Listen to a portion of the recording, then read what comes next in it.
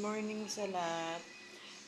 Makikita nyo po yung pinost ko po dito sa Facebook ko po, yung yumao na pamilya ko po. Tiyuhin ko po yun, ano ko po yun, stepfather ko po. Ako'y lumalapit po sa inyo, mga kalodi, tulungan niyo po ako para sa isang pamilya kong yumao na kulang po yung pang tustos namin sa pamilya namin, paglilibing po ng tiyuhin kong yumaong. Namatay po siya sa sakit na yung sa baga niya na kakainom po ng alak.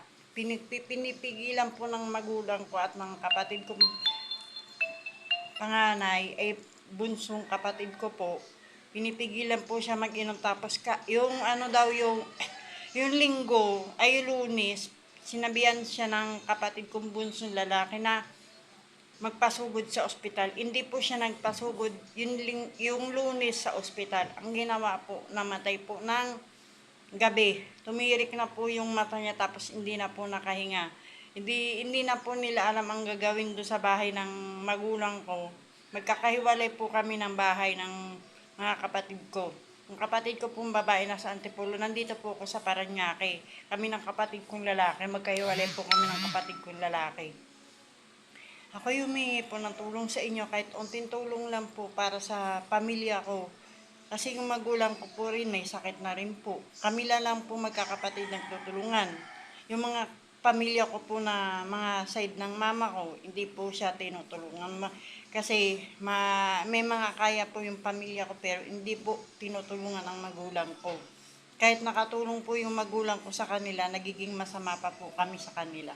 Pinababayaan na lang po namin mga kalodi kung sino pong mag-share nito at mag-follow at mag-subscribe. Salamat po sa inyo.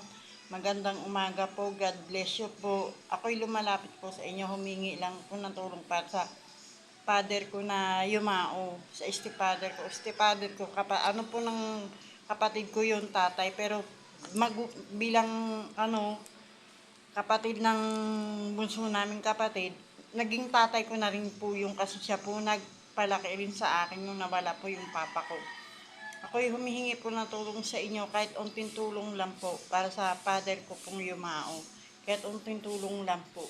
Marami pong salamat sa inyo. Sana po makita nyo po yung video po sa Facebook. Ipinost ko po yun sa Facebook ko. Makikita nyo pong lahat yun ngayon. Ang pangalan po ng account ko dun sa Facebook ko, Iya po. Makikita nyo po yung profile ko.